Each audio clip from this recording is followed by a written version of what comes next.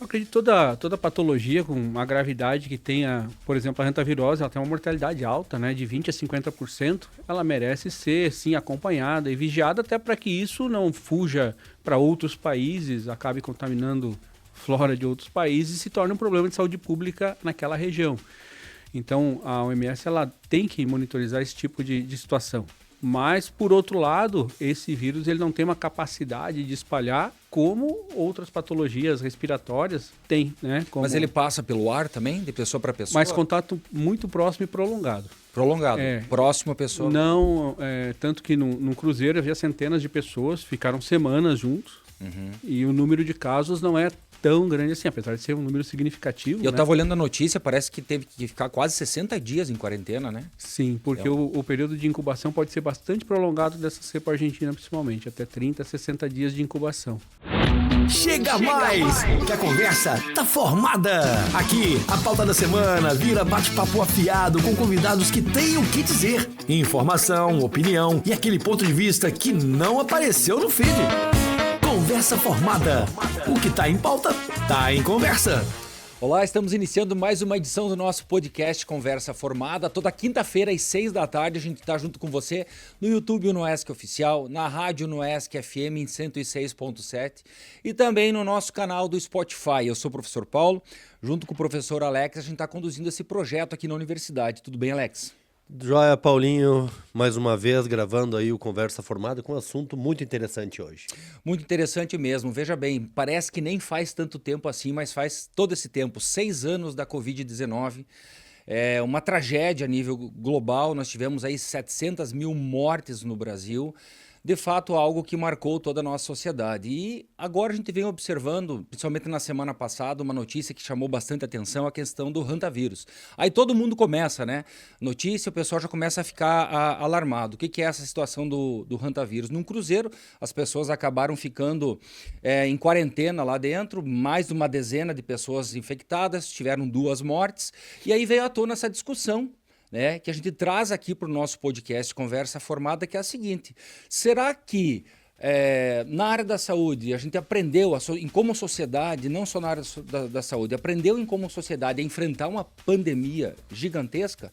Então o nosso episódio de hoje vai falar sobre isso. Será que estamos preparados para uma nova pandemia ou não?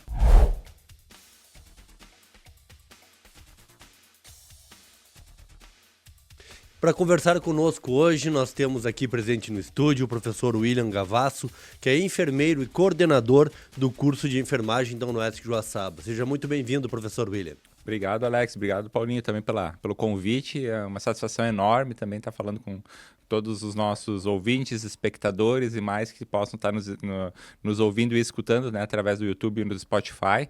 Acho que é um papo muito interessante, uma conversa muito relevante trazer à tona, porque muitas pessoas já esqueceram do que aconteceu, né, há pouco mais de 6 anos atrás. Então nós precisamos trazer essa conversa à tona até para relevar sobre essas novas perspectivas. Então a pauta é muito interessante e é um prazer estar aqui com vocês. O prazer é todo nosso. Também temos o professor João Rogério Nunes Filho, que é médico responsável da UTI do nosso Hospital Universitário Santa Terezinha e também da Unimed, e também professor do curso de Medicina aqui da UniESC.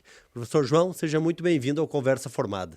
Olá, muito obrigado pelo convite, é um prazer estar aqui e realmente não parece que já se passaram 6 anos do Covid, né? Parece que foi tão recente e é muito interessante, importante realmente ver o que nós aprendemos, o que nós evoluímos e crescemos depois ou durante o acompanhamento dessa pandemia. Maravilha. Professor Paulo, antes da vinheta, lançou a seguinte pergunta, né? Será que o Brasil realmente está preparado para enfrentar aí, quem sabe, uma nova emergência sanitária? Fica aberto aí para o nosso início do diálogo. Nossa, se o professor permite começar, né, falando, né, eu acho que o professor teve também uma experiência vasta dentro do enfrentamento, né, dentro da Covid-19. Só para contextualizar, eu acho que foi dentro da minha carreira, acho que a carreira do professor também foi algo que superou todas as nossas expectativas em termos de cuidados, em termos estruturais, em termos de sociedade. Acho que dentro desse século foi o evento de saúde pública mais intenso que nós tivemos em todo o planeta.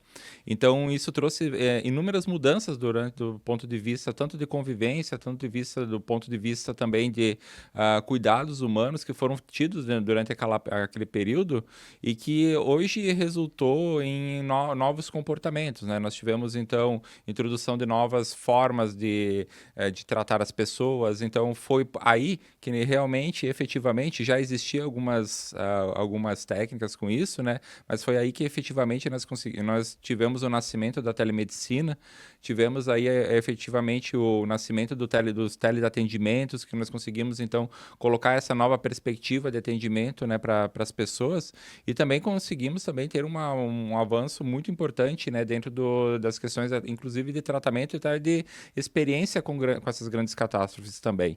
E isso hoje em dia, inclusive, são pautadas, né, dentro dos cursos de graduação da saúde, né, nós também pautamos esses enfrentamentos com relação a essas grandes catástrofes, exatamente porque a partir dela também existiram outras situações, não com tanta magnitude, mas que também trouxeram, né, vários pontos de reflexão de como que nós fizemos esse enfrentamento.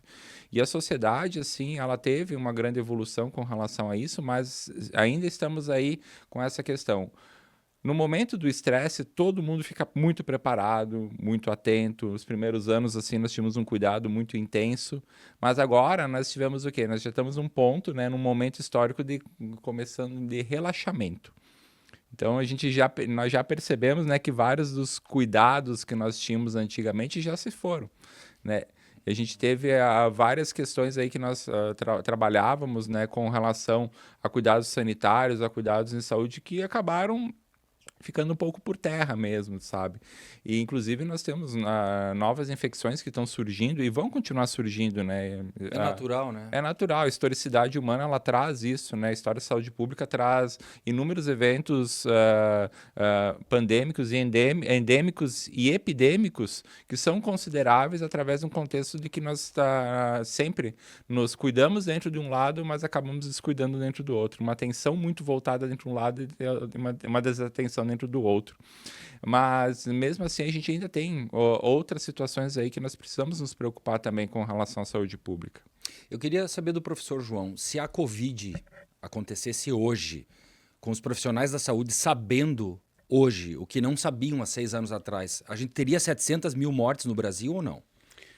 Olha, a Covid ela foi algo realmente inesperado.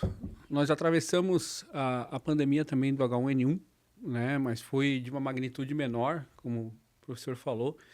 A Covid foram muitos casos num intervalo muito curto de tempo. Então, ela foi dividida em algumas fases ao longo daqueles 2 anos em que realmente a pandemia durou. Fases em que o nível de cuidado era suficiente, em que havia leitos de UTI suficientes para todos, havia respiradores para todos, ventiladores mecânicos, havia medicação para todos, né? E uma fase em que realmente quando abrandaram as normas, né, de restrição de circulação de pessoas, enfim, ainda não havia vacina disponível, houve um período intermediário em que realmente se tornou uma catástrofe com total colapso dos serviços de saúde, né? Então, na magnitude que aconteceu, não há estrutura física suficiente mesmo hoje para tratar aquele número de pacientes, porque é algo realmente totalmente imprevisto. Provavelmente não teríamos as 700 mil mortes, né? Porque hoje a estrutura ela é melhor, né? Hoje nós temos mais leitos de UTI, os profissionais são mais preparados, houve um aprendizado durante 3 anos de enfrentamento da pandemia, medicações, enfim, coisas que no início achava que funcionava, depois viu que não funcionou, parou de usar, enfim. O tratamento da doença hoje ele já é um tratamento que ele está incorporado aos demais tratamentos dentro da UTI. Então, havendo estrutura física, não haveriam todos esses óbitos, com certeza. Muitas pessoas, infelizmente, acabaram falecendo naquele período por falta de leito de hospital, por falta de ventilador, né, por serem encaminhados para hospitais pequenos que não tinham condição, porque os hospitais maiores estavam totalmente lotados. Então, a pandemia, de certa forma, ela mostrou um pouco da fragilidade do nosso sistema único de saúde, ou por se tratar de uma pandemia, que é algo extremamente anormal, isso veio à tona? Na verdade, eu não vejo totalmente como uma fragilidade. Nós temos pontos fortes e pontos fracos, né? Pontos fracos, ninguém estava esperando, né, que na nossa região nós tivemos durante muito tempo 10 leitos de UTI no Santa Terezinha, né? E esses 10 leitos eram, de alguma forma, suficientes para as patologias que existiam até o ano da Covid. A partir dali, nós chegamos a ter mais de 50 pacientes em cuidado de UTI ao mesmo tempo. Então, como você abre 40 leitos de UTI em 3 meses?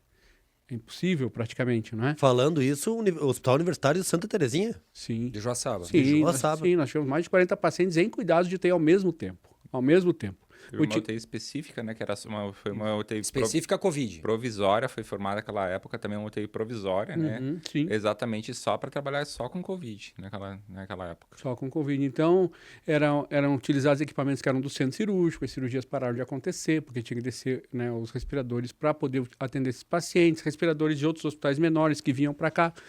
Então, assim, eu acho que nenhum sistema está preparado para isso mesmo hoje.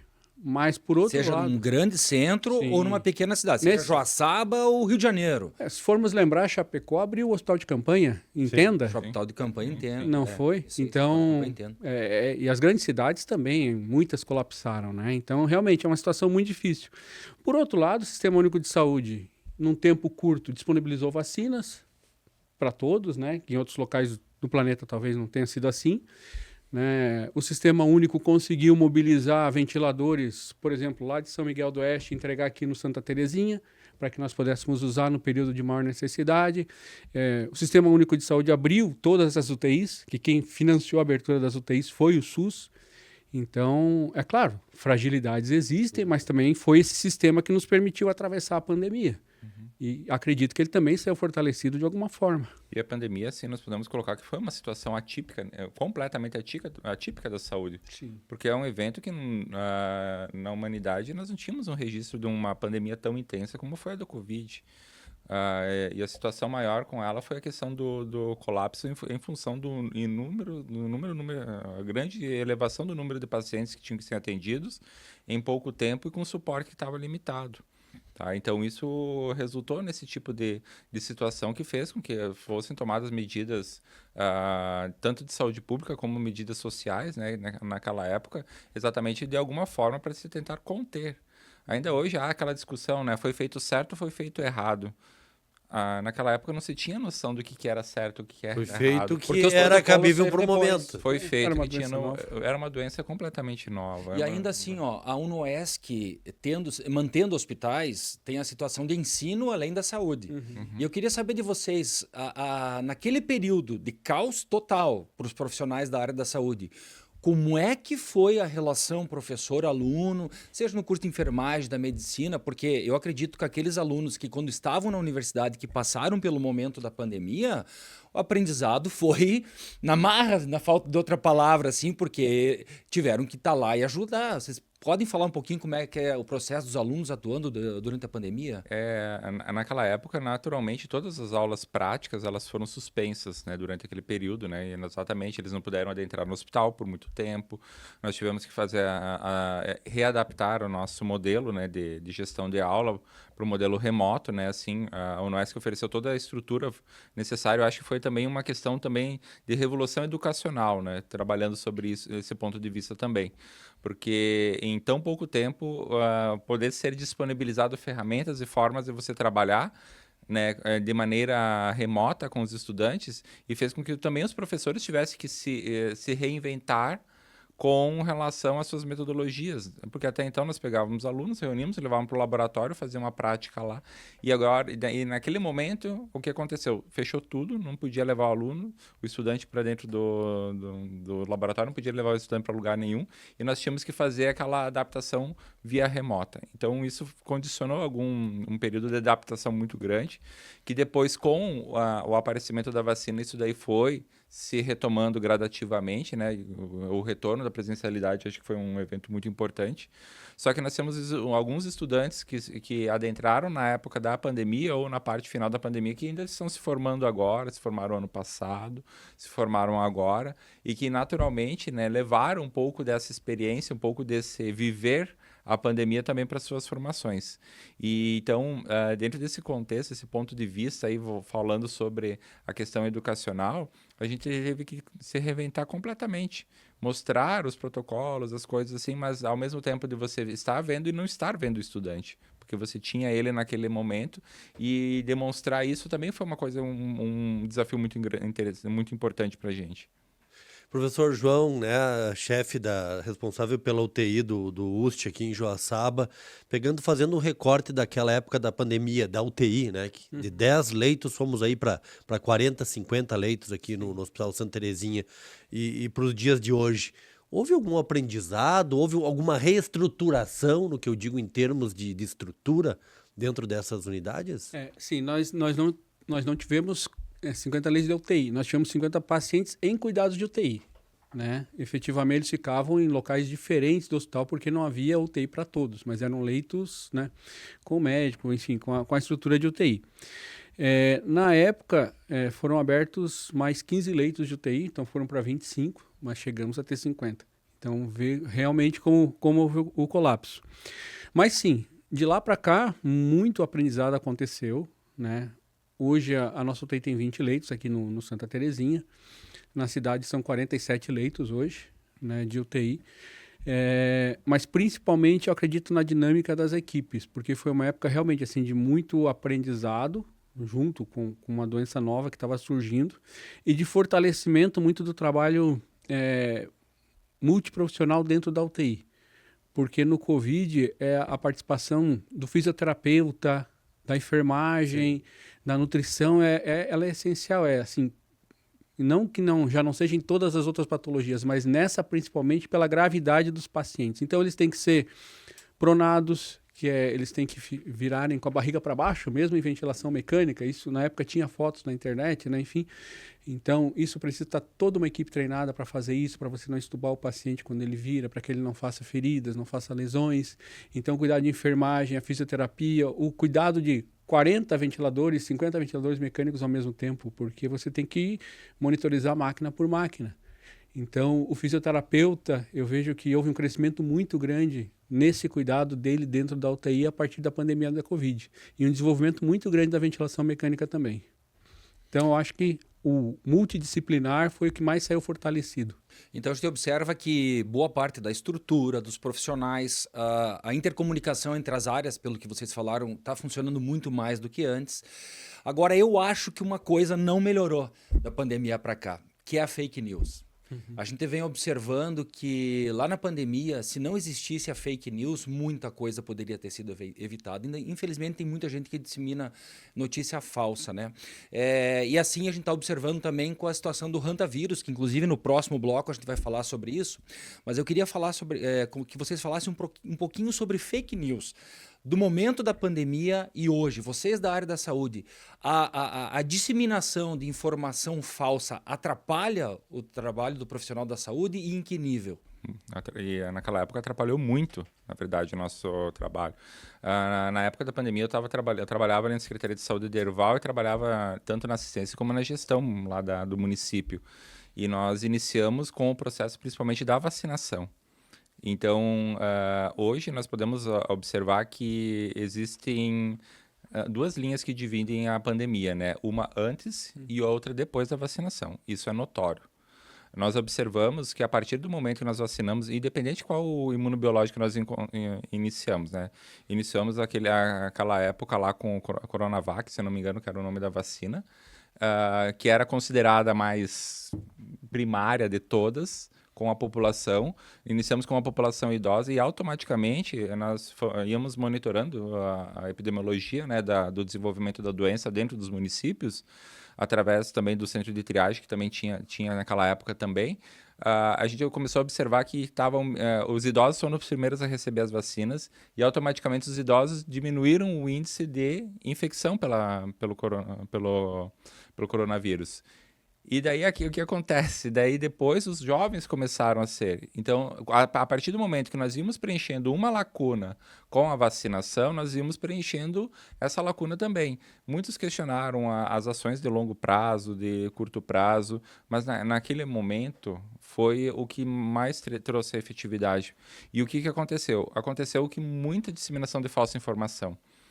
De que a vacina ia dar mais dava a doença, transformar o couro das pessoas, né? Ia dar não sei o quê, enfim, inúmeras... Coisas absurdas. Né? Absurdas, das pessoas chegarem lá na hora de vacinar, pedir qual que era o imunobiológico que ia ser utilizado, que não queriam um imunobiológico de determinado país por causa da disseminação. É natural, né? Todo mundo tem que ter a questão da mente crítica, sã, isso é natural, mas nós estávamos tentando transmitir uma informação correta para as pessoas e muitos se disseminavam ao contrário. E isso se voltou, se nós formos analisar até hoje, agora vem o lado negativo, né, da pandemia, que hoje em dia tem muita gente que não está vacinando. Então nós tínhamos índices... Ainda tem esse movimento anti-vacina? Muito, né? Agora, não somente para a vacina do Covid, isso se ampliou para outros imunobiológicos. Hoje em dia nós temos uma taxa de vacinação que não era orgulho nacional. Nós tínhamos taxas de vacinação, eu lembro que de crianças nós achávamos um absurdo quando nós estávamos com 92% de cobertura vacinal. Agora nós temos municípios que não conseguem alcançar 75%, 80%, lutando muitas vezes. Então o que avançou na questão de estrutura hospitalar regrediu em questão de informação sobre a vacina. Informação sobre a vacina porque tem informação. Exato. Regrediu o povo de não querer vacinar. A prevenção primária foi muito deteriorada com isso.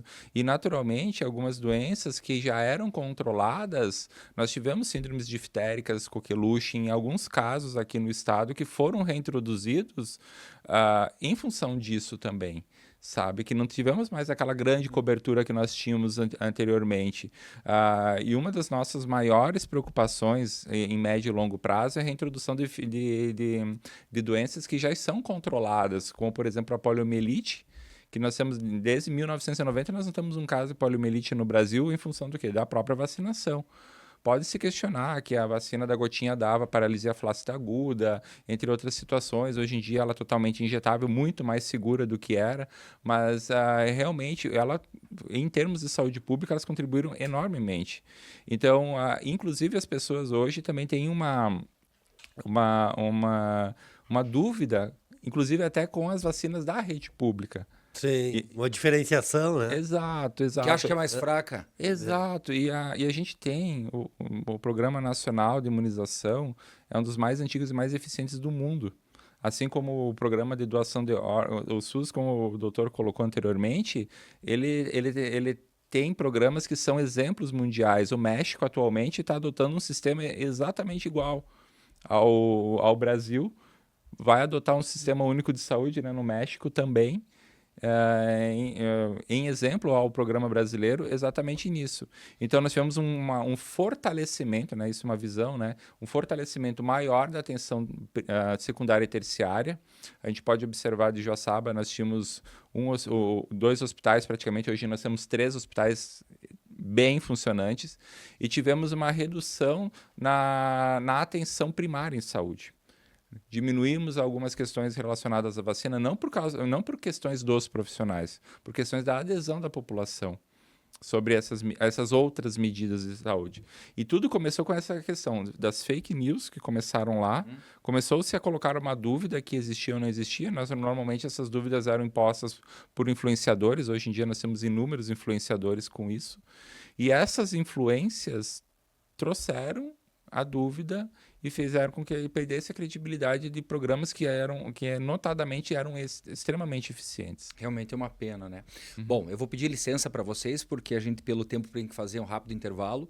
E eu peço para que você fique aí. Quem está na rádio nos ouvindo vai fazer um break no YouTube e no Spotify também, bem rapidinho. E na volta eu quero perguntar para vocês sobre a notícia aí, sobre esse hantavírus que botou um surto dentro do navio de cruzeiro e a população que já estava com essa lembrança da Covid que ficou em alerta novamente. Então nós vamos querer saber de vocês, tem previsão? É possível que aconteça uma pandemia de hantavírus ou não? Então, se você quer saber sobre isso, fica aí que a gente já volta.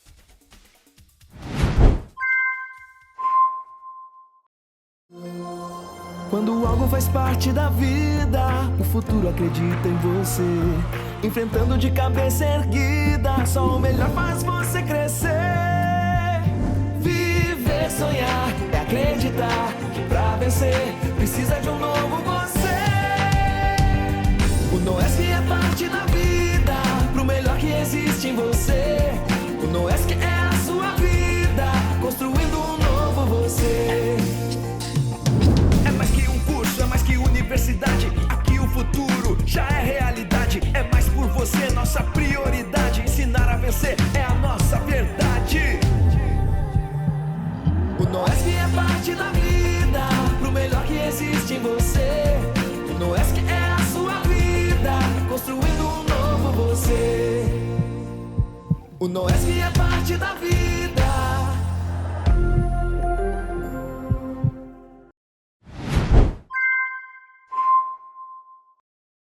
Estamos de volta com o segundo bloco do Conversa Formada. Participam conosco hoje desse episódio o professor William Gavasso, que é coordenador do curso de enfermagem aqui da Unoesc de Joaçaba, e também o professor João Rogério Nunes Filho, que é médico e responsável pela UTI do Santa Terezinha e também da Unimed. Estamos falando hoje sobre as questões de emergência sanitária. No primeiro bloco fizemos uma abordagem bem ampla sobre a questão das pandemias, tendo como exemplo aí a questão, né, da Covid que aconteceu aqui no Brasil em 2020 e também 2021, e agora a gente parte aí, né, para as notícias mais atuais que tivemos aí nas últimas semanas em relação a uma possível pandemia, enfim, uma possível contaminação sobre o hantavírus. E aí eu pergunto para o professor João se pode realmente, essa questão do hantavírus pode realmente aí estar disseminando, né, um risco de disseminação, ou a gente está diante aí de repente de mais uma doença corriqueira que acontece aí na nossa sazonalidade, desculpa. Sim. A hantavirose é uma doença que ela já existe há bastante tempo, né? Nós temos casos já há vários anos de hantavirose. E, em geral, o hantavírus ele não é transmissível de pessoa para pessoa, exceto essa cepa argentina, né? Ela acaba tendo transmissão interpessoal, sim. Aconteceu de haver a infecção de um turista que estava num cruzeiro, teve contato prolongado com várias pessoas no cruzeiro, isso é importante se diga. O hantavírus, mesmo essa cepa argentina, que pode ter transmissão entre pessoas, ela é muito menos transmissível que, por exemplo, o Covid, que o influenza, que outros vírus que nós temos no nosso meio. Então, é muito mais difícil que isso realmente fuja do controle e se torne uma situação de emergência de saúde, né? Como foi o Covid e outras pandemias no passado. E é muito provável que esse surto que aconteceu vá, ao longo do tempo, sendo contido pela vigilância das pessoas que foram expostas ao vírus, né, evitando contaminação de outras pessoas. E o que acontece? Nesse cruzeiro, só para situar quem está nos acompanhando, então um cruzeiro que aconteceu, saiu da Argentina, esse turista, um casal de turistas holandês, se eu não me engano, ele teve contato no interior da Argentina com um rato, e esse rato passou a hantavirose para ele. Ele contaminou outras pessoas dentro do cruzeiro. Até a gente fechar esse programa eram 11 ou 12 pessoas contaminadas, além dele e da esposa dele também, que veio a falecer depois. E só essa cepa que tem a transmissão de humano para humano. E eu queria saber, então, por que essa possível transmissão de humano para humano, que é tão rara aqui no Brasil, chamou tanta atenção da OMS, a Organização Mundial da Saúde? Eu acredito que toda patologia com uma gravidade que tenha, por exemplo, a hantavirose, ela tem uma mortalidade alta, né, de 20% a 50%, ela merece ser, sim, acompanhada e vigiada até para que isso não fuja para outros países, acabe contaminando flora de outros países e se torne um problema de saúde pública naquela região. Então, a OMS ela tem que monitorizar esse tipo de situação. Mas, por outro lado, esse vírus ele não tem uma capacidade de espalhar como outras patologias respiratórias têm, né? Mas ele passa pelo ar também, de pessoa para pessoa? Mas contato muito próximo e prolongado. Prolongado, próximo à pessoa? Não, tanto que no cruzeiro havia centenas de pessoas, ficaram semanas juntos, e o número de casos não é tão grande assim, apesar de ser um número significativo. Eu né? estava olhando a notícia, parece que teve que ficar quase 60 dias em quarentena, né? Sim, porque o período de incubação pode ser bastante prolongado dessa cepa argentina, principalmente, até 30, 60 dias de incubação. E sabe que eu vi nas notícias também, da semana passada, nós temos, daí começa, né, a aparecer, e vocês muito bem estavam falando, inclusive no intervalo, que já é uma doença antiga, que vocês conhecem. Até quero saber depois do professor William, se já atendeu o caso de hantavirus aqui na nossa região oeste Santa Catarina, porque eu estava verificando sites de notícia, em Ceará surgiu um caso agora, semana passada, de hantavirus, então não é dessa cepa que tem a alta taxa de mortalidade, é outra, é isso? Exato, né? Nós temos aqui no Brasil, nós temos outras cepas circulantes, né?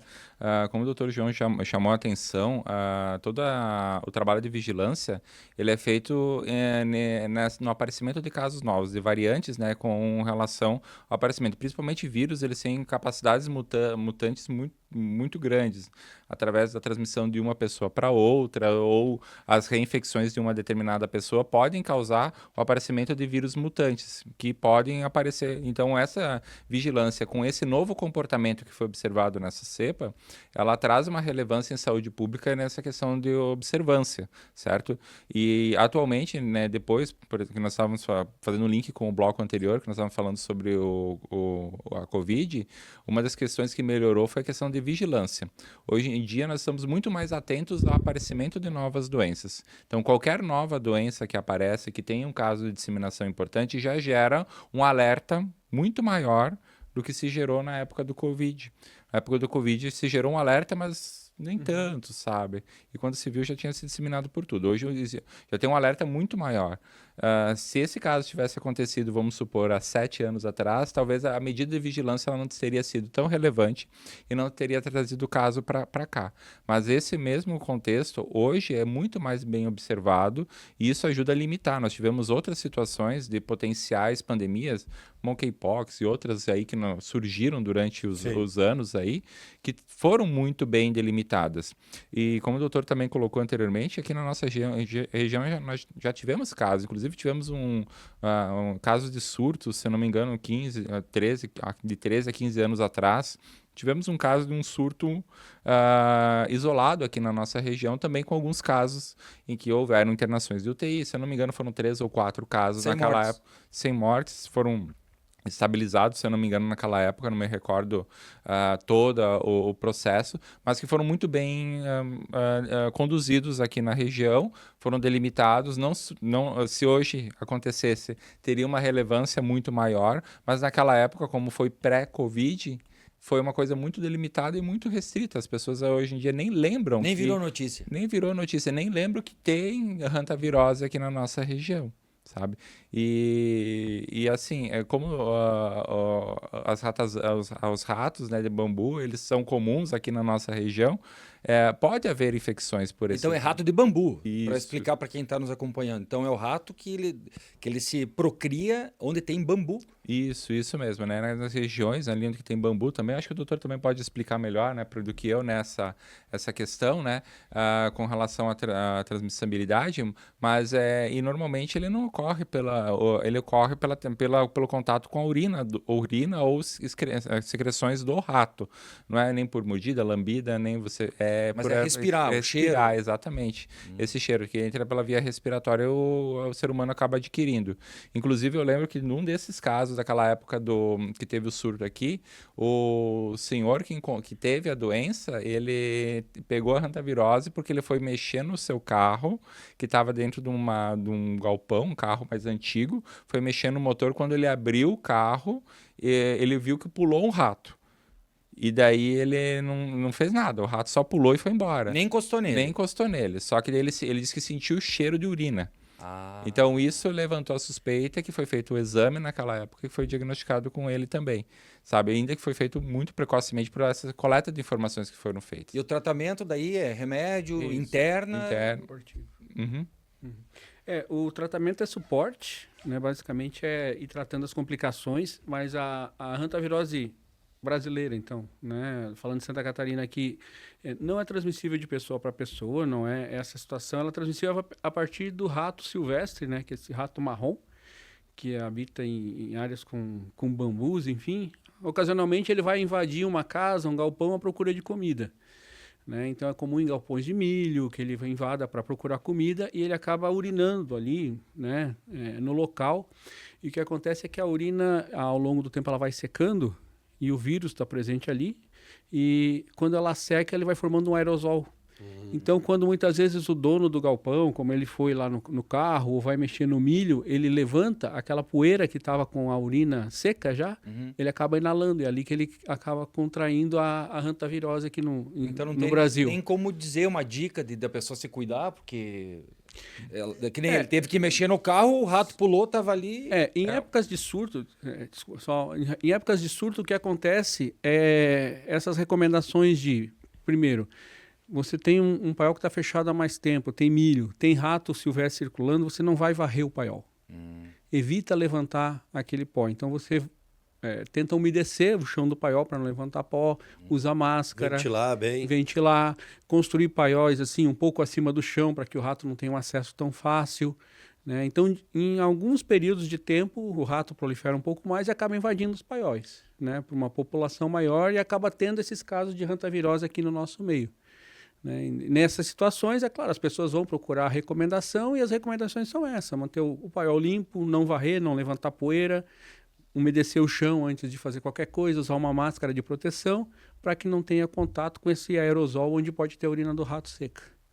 Então essa questão do hantavírus aí que nós acompanhamos nos últimos dias pela mídia, né, usando como case aí esse navio de cruzeiro, para nossa realidade aqui de Brasil e região oeste de Santa Catarina é totalmente descartável. Não vamos dizer que é impossível, né? Mas é totalmente descartável pelas características, né, do agente que faz essa transmissão. Não temos aquele tipo de rato, é outro tipo de rato, né, com outra cepa, provavelmente, né Paulinho? E cabe, né, a todos os ouvintes, internautas, aquele velho clichê, né? A questão da higiene, os cuidados básicos aí principais quando vai mexer, seja em galpão, paiol, enfim, qualquer situação que vai mexer, enfim, a questão da higiene ela é primordial. Exatamente, né? E é uma questão assim também de identificação, né? Nós acreditamos, né? E até por uma mensagem de outros especialistas que já vieram a público também para falar sobre isso, o potencial de uma nova pandemia relacionada é muito pequena, né? Muito difícil de acontecer, exatamente como o doutor pontuou anteriormente, pelo tempo de exposição. Então, as grandes características das grandes pandemias da humanidade, elas se deram por características únicas, que são de transmissões aerosóis, né? São transmissões por respiratórias e com alta virulência, ou seja, que elas pegam com muita facilidade de uma pessoa para outra. Que não é o caso, por exemplo, que mesmo tendo feito um número significativo de pessoas dentro daquele navio, o contato foi muito prolongado e o percentual ele não eleva para ser uma grande transmissibilidade de uma pessoa para outra. Então, precisa de ter uma carga viral alta, tem que ter uma proximidade maior, um tempo de contato maior. Então, o potencial, vamos falando assim, nós não temos a capacidade de prever o futuro, né? Mas o potencial dessa cepa, desse momento, ela é pequena, né? De um potencial de pandemias. Então, para acalmar as pessoas que nos acompanham, o hantavírus tem potencial baixíssimo para acontecer o que aconteceu com a população com o Covid-19. É bem difícil. Digamos assim, um potencial bem baixo, né? Vamos dizer assim. E as emergências sanitárias dos próximos anos? Vamos falar um pouquinho de futuro. A gente está falando só de hantavírus, eu queria falar de outras coisas. Não sei, o professor Lex tem pergunta ali também. Mas, além do hantavírus, assim, vocês que estão na linha de frente aí na área da saúde, em hospitais, o que vocês têm visto? Segue ainda aquele padrão? Agora vem uma época de frio, né? Doenças respiratórias, volta aquele velho padrão ou tem alguma surpresa? Mudou a forma das doenças acontecerem e a perspectiva, assim, tem alguma emergência sanitária que vocês acreditam que possa acontecer no futuro? Algo que possa se prever? Eu acredito, não vejo nada que possa ser previsto agora. Eu acho que um grande ponto que foi tratado antes é a questão da vacinação. Isso é algo muito importante que nós vemos no dia a dia lá do hospital, da UTI, enfim. que é a redução da vacinação, a redução da cobertura, e você começa a ter casos de doenças que você, ao longo dos anos, você tinha uma incidência muito menor, né? Eu acho que é muito mais saudável nós termos aí receio com respeito à influenza que está circulando, com respeito à dengue, com respeito a outras patologias que nós já temos no nosso meio mapeadas, mas que muitas vezes não recebem a atenção adequada, né? É muito mais provável hoje nós termos pacientes na UTI ali precisando de ventilação mecânica, entubadas por um quadro de influenza do que vai ser por hantavirose, por exemplo. Então, a atenção à vacinação é algo muito importante. Só fortalecendo, nós não tínhamos conversado antes, né? Mas o professor deu a visão de quem estava lá na Secretaria de Saúde, à medida que ia vacinando esses grupos, eles paravam de ter complicações. Isso foi observado claramente no hospital, porque nós tínhamos ali diariamente os pacientes que passavam pelo hospital, então classificados em faixa etária, né? E ali eram 40, 50 pacientes por dia que iam consultar por Covid, enfim, e a vacinação ela começou a faixa de cada 5 anos, se eu não me engano. Uhum. E era muito claro. Os de 80 anos desapareceram da emergência, depois de 75 desapareceram, depois de 70 desapareceram. 60, e isso foi muito claro assim, ao longo das semanas em que vacinou. Tanto que no final, quem aparecia ainda lá na emergência era quem tinha 30, 35, 40 anos, que eram as últimas faixas etárias a serem vacinadas. Então, na prática, vocês viram a vacina funcionar e tem que acabar de uma vez com todos essa história de que vacina não funciona. Exato, e eu acho que a nossa maior preocupação em saúde pública é a reintrodução de doenças já controladas. Então, nós temos aí doenças como, por exemplo, nós temos, o doutor citou agora, a vacina da gripe. Muita gente que diz que não toma a vacina da gripe, hipótese nenhuma. Eu até brinquei... Mas qual o motivo que essas pessoas falam? Até eu brinquei uma vez que nós nunca tivemos uma cobertura tão alta da vacina da gripe quando começou a Covid. Porque daí tinha vindo uma notícia, né? Essa foi uma fake news do bem também, né? Mas veio Fake news do bem, essa é boa. Foi uma notícia que veio que a vacina da influenza poderia ajudar a conter o coronavírus naquela época. Aí o povo vacinou. Nunca vacinamos tanto, né? Porque era o medo que as pessoas tinham naquela época. E nunca tomaram tanto vermífugo também, porque também surgiu essa fake news, senhora, né? Nunca tivemos mais problemas com vermes naquela época. Mas assim, o que acontece? Mesmo assim, hoje, tem pessoas que não tomam a vacina da gripe. E é uma das questões que está de maior relevância. Se você vai ver hoje, a grande maioria dos exames que nós estamos vendo agora na epidemiologia, nos dados epidemiológicos, é de positividade para influenza. Influenza A, influenza B, né, que são os que estão mais circulantes aqui no nosso, que são dois sorotipos que são imunopreveníveis, ou seja, a gente pode tomar vacina. Nós tivemos casos recentes de coqueluche no estado, a reintrodução de doenças que eram completamente controladas, difteria, que são doenças que tem na vacina, que você dá para o teu filho. Tivemos a introdução agora recente, né, também, agora de uns anos para cá, se eu não me engano, uns 5 anos para cá, nós não tínhamos casos de meningite do tipo B, tanto no estado como no país, né? E atualmente a gente as últimas mortes registradas por meningite foi do meningite do tipo B. Não dizendo que as meningites A, C, as outras que temos aí imunopreveníveis também não estão circulantes, continuam. Mas todas elas, o que acontece? Tem vacina disponível. E tem vacina disponível na rede pública, como na rede privada também, que as pessoas podem fazer. Então, a melhor forma de se prevenir contra essas doenças de circulação é exatamente com vacinação. A dengue, por exemplo, o doutor citou agora também, fomos fazer um trabalho com uma Apex dos estudantes no semestre passado, que nós pensamos assim, nós vamos fazer uma Apex só para recolher um pouco de lixo e tal. Nós encontramos, acho que 12, 13 pontos com larvas. Sava de mosquito. Eu li essa semana uma notícia na CNN que em 2025 a dengue matou mais do que a Covid no Brasil. Eu acredito. Eu acredito Com também. certeza. Com certeza. Teve mais mortes por causa de dengue do que por E já Covid chegou a no Brasil. vacina da dengue, né? Ele tá com a questão da Exatamente. faixa etária. Mas principalmente o cuidado que nós temos que ter em casa. No nosso dia a dia, o contexto sempre vai ser do nosso dia a dia em casa.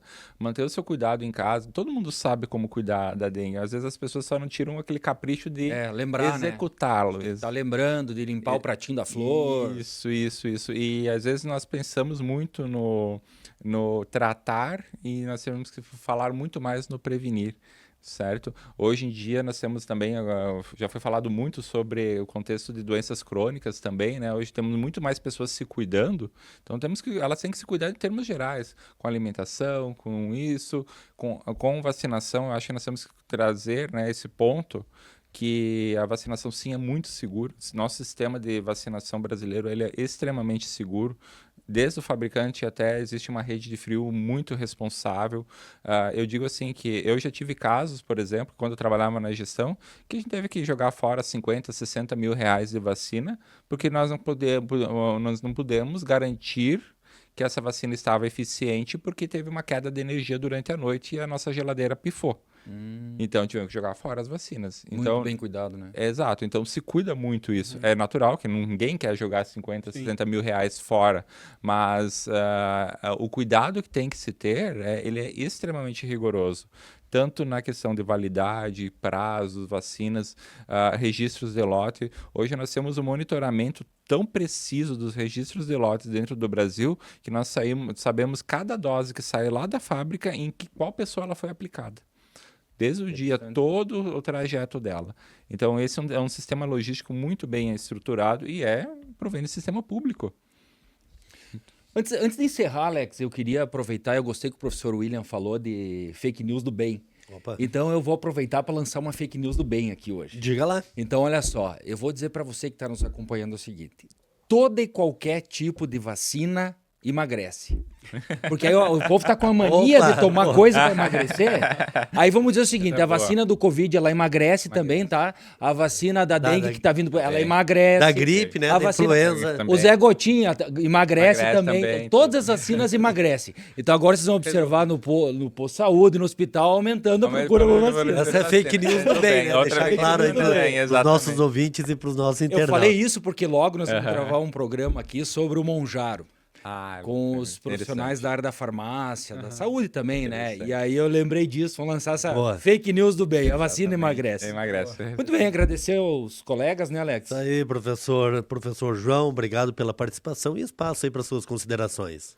Muito obrigado pelo convite novamente e só salientar realmente que existem várias doenças, né, que elas são raras, mas ocasionalmente elas vão aparecer na mídia, elas vão surgir, mas que realmente hoje tem um sistema de monitorização muito mais forte do que era alguns anos atrás, como foi salientado aqui, e que cada pessoa que vai buscar informação preste bastante atenção onde ela está procurando informação, como que ela está recolhendo as fontes de onde ela vai ler, porque a notícia, muitas vezes que ela exagera ou ela traz informações falsas, as fake news, ela vende mais em algumas situações, né?